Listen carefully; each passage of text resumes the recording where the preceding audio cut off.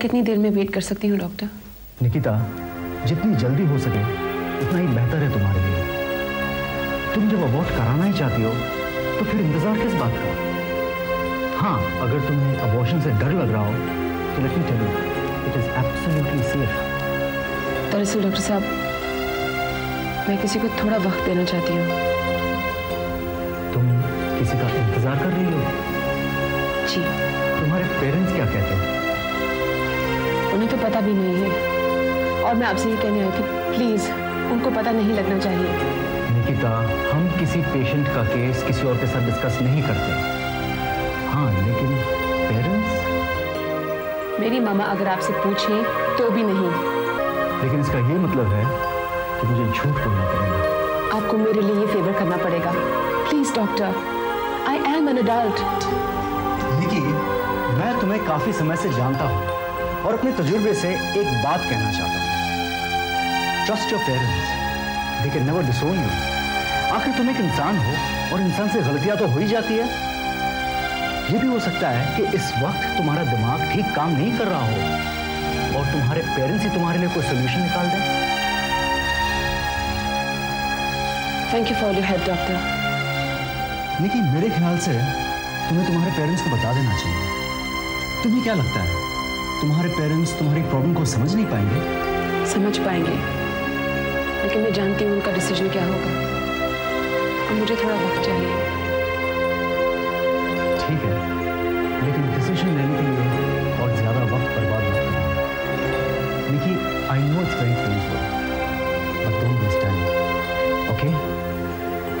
शायद मुझे ये डिसीजन लेना ही ना पड़े। I wish you all the best. Thank you.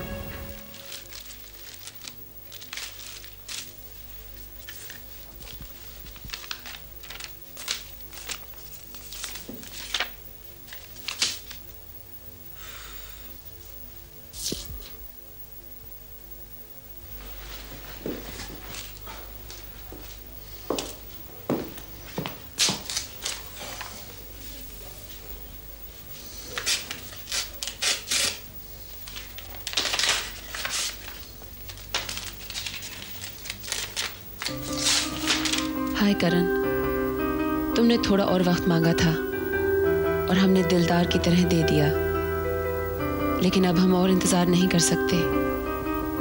अब चोर की तरह तुमसे तुम्हारा वक्त चुराना चाहते हैं। क्या कर रहे थे? हम तुम्हें डिस्टर्ब नहीं करना चाहते, सिर्फ ये याद दिलाना चाहते हैं कि कोई तुम्हारा इंतजार कर रहा है। कहीं तुम भूल तो नहीं गए? ये लड़की समझती क्यों नहीं?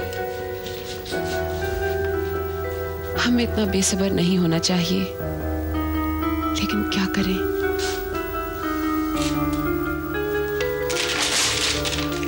Just leave me alone.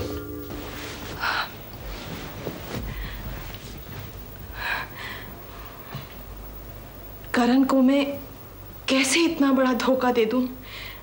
और क्यों दूं? उसकी क्या गलती है? उस रात को मैं कैसे भूल जाऊं?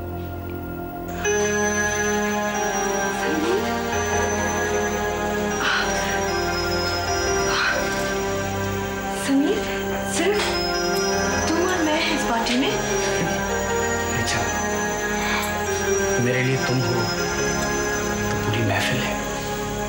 समीर, ये सब तुमने मेरे लिए किया है? मैंने अभी तो तुम्हें बताया ही नहीं कि मैं तुम्हारे लिए क्या क्या कर सकता हूँ। क्या? बताओ।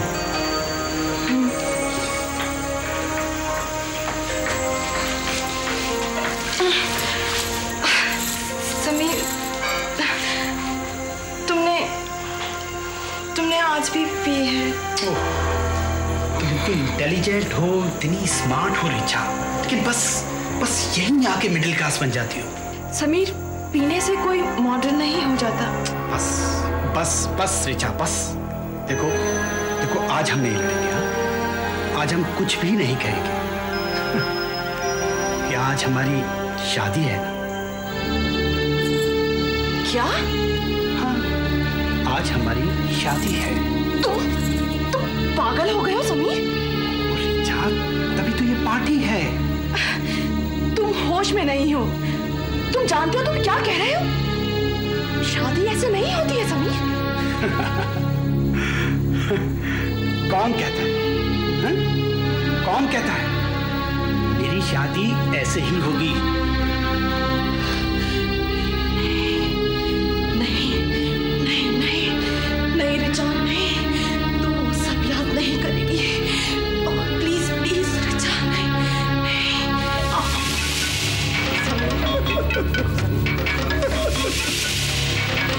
प्लीज समीर।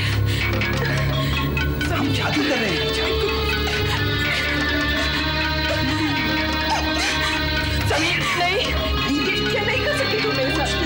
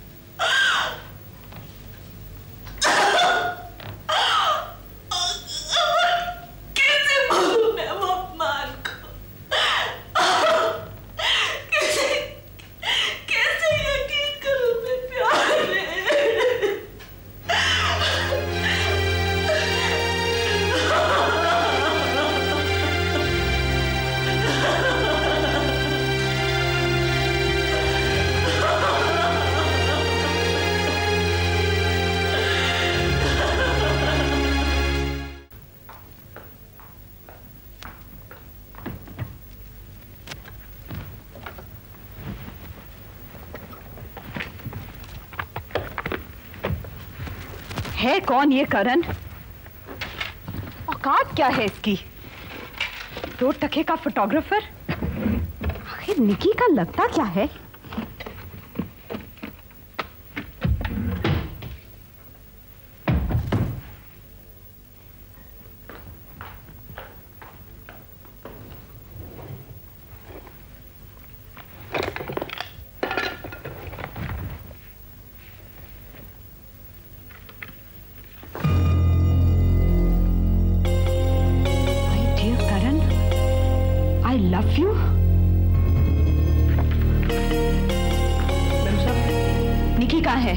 जी कुछ पता नहीं मैम साहब, राहुल बाबा को भी बोलकर नहीं गई। कितने बजे गई थी? यही कोई 10 बजे। ठीक है, तुम जाओ। मेरी बात और थी। पुरुषोत्तम इस घर में बिना किसी हैसियत के इसलिए आया था क्योंकि मेरे डैडी को घर जमाई चाहिए था। लेकिन सेठ एम्पायर का वारिस तो है ना राहुल सेठ। कोई घर जमाई नहीं चाहिए। अब तुमसे कभी नहीं मिलेगा निकी।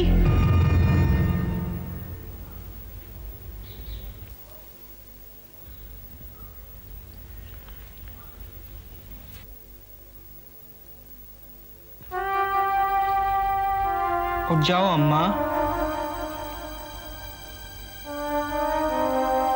डॉक्टर साहब ने आपको कुछ खाने को कहा है। अम्मा, वी ऑल लव यू। आप ऐसा करती है तो हमें बहुत दुख होता है। डैडी भी आपको बहुत प्यार करते हैं, लेकिन कह नहीं पाते, अंदर ही अंदर करते हैं। वी ऑल लव यू अम्मा।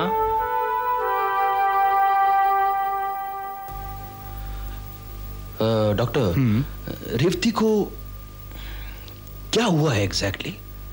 आई एम अफ्रेड मिस्टर शर्मा, रेवती की हालत और खराब होती जा रही है।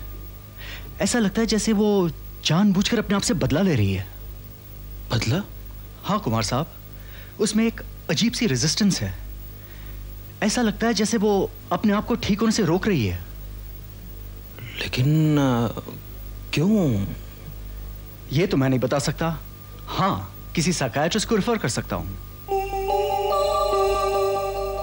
व्हाट?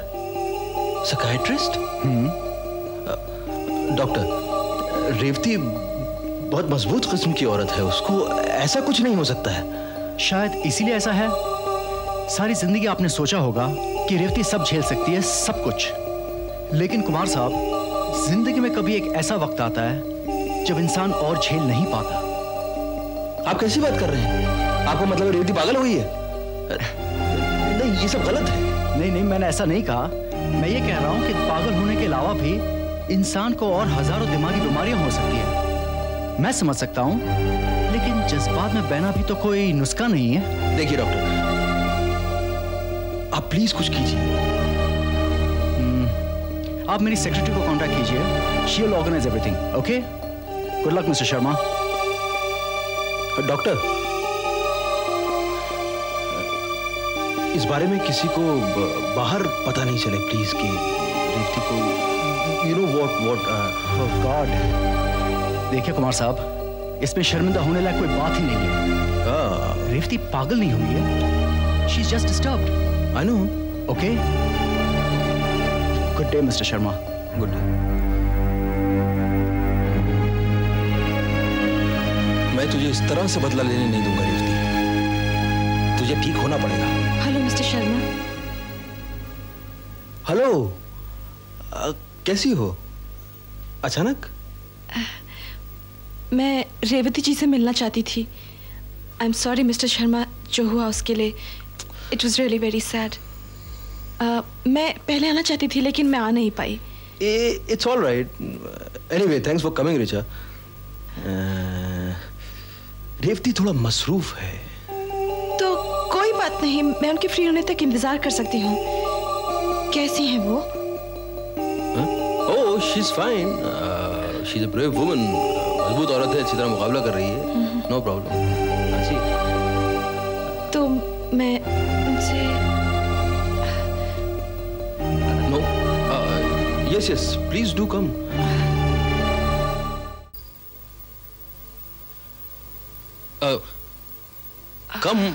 कम।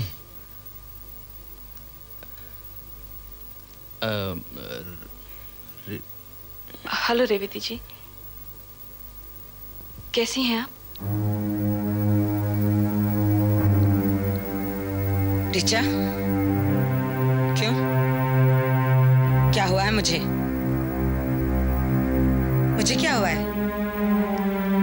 हाँ, कुमार, तुमने रिचा को सब कुछ बता दिया? बता दिया? रेवती, रिचा आपसे मिलने आई हैं। मैं समझ सकती हूँ कि आप पर क्या गुजर रही है रेवती जी। ओह, अच्छा, thank you so much Richa. तुमसे बेहतर मुझे कौन जान सकता है? एक इंसान है, कुमार। तभी तो तुम्हें लेकर आया है, मेरी बर्बादी दिखाने के लिए। मैं तो सिर्फ आपसे मिलना चाहती थी। अगर मैं जानती कि मेरे मिलने से आपको इतनी तकलीफ होगी तो मैं कभी नहीं आती। तकलीफ?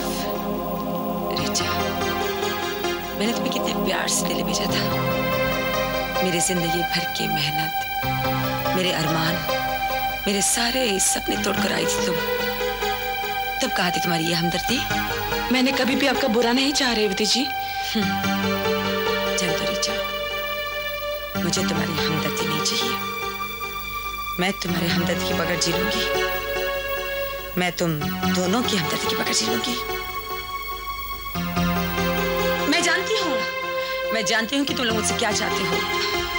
मैं जानती हूँ रिचा। रेवती जी, आप गलत समझ रही हैं। गलत? तुम गलत बोल रही हो रिचा।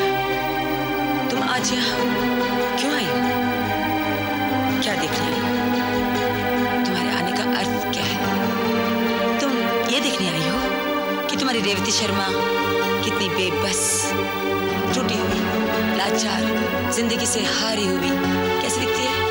यही दिखाने लाया था ना कुमार में। देख लिया? देखो कैसी लग रही? अच्छी लग रही ना? ए रीचा शौरी, कहाँ भाग रही हो तुम? दुकान खोल ले। सुनिए, आई am sorry mister Sharma, I am really very sorry. नहीं, रेवती को कुछ हुआ नहीं है। शी इज जस्ट, वो जल्दी ही संभल जाएंगी। संभल जाएंगी? देखिए, मैं आपसे कह रहा हूं कि वो ठीक हैं, आप कह रहे हैं संभल जाएंगी। मैंने आपसे कहा था कि वो बिजी हैं। आप मिस्टर शर्मा, मुझे यकीन है कि वो जल्दी ही ठीक हो जाएंगी और फिर से बुटीक चलाएंगी। देखिए, आप जाइए। आप इतनी हमदर्दी क्यों दिखा रही हैं कि हमारे लिए यकीन करना मुश्किल हो जाए? रेवती को मुझसे ज्यादा आप जानती हैं। ओह, मुझे नहीं लगता कि आप भी रेवती जी की हालत को ठीक से समझते हैं। आपको डर सिर्फ इस बात का है ना कि मैं ये ना समझ जाऊं कि रेवती जी को नर्वस ब्रेकडाउन हुआ है। अगर आप उनकी हालत को ठीक से समझते तो आपको मालूम होता कि इस वक्त उन्हें सिर्फ प्यार और हमदर्दी की जरूरत है। अच्छा, यानी मुझसे ज्यादा जिंदगी का तजुर्बा आपको है। अगर उन्हें हमदर्दी की जरूरत होती तो वो आपकी हमदर्दी को नहीं स्वीकारती। क्योंकि उन्हें दूसरों की नहीं, अपनों की हमदर्दी की जरूरत है। उन्हें कुछ नहीं हुआ, ये मुझसे ज्यादा आपको जानने की जरूरत है। वो तुम्हारी वजह से अपसेट हुई है, तुम्हें मालूम है? तुम्हारा दिया हुआ जख्म अब तक नहीं भूल पाई है। दिल को बहलाने के लिए ख्याल अच्छा है। एक मिनट। मेरे और रेवती के बीच में बोलने वाली तुम होती कौन हो? एक और औरत। ओह, तुम्हारी नारेबाजी सुनने में मुझे कोई दिलचस्पी नहीं। सदियों से पिसती हुई औरत और एक अत्याचारी पूरी। मैं समझ गया। एक बात सुनो, जो बेड़ियां पहनना नहीं चाहता है उसे जबरदस्ती कोई बेड़ियां पहना नहीं सकता है। कन्वीनियंस की जिंदगी जीना छोड़ दो, आजाद हो जाओगे।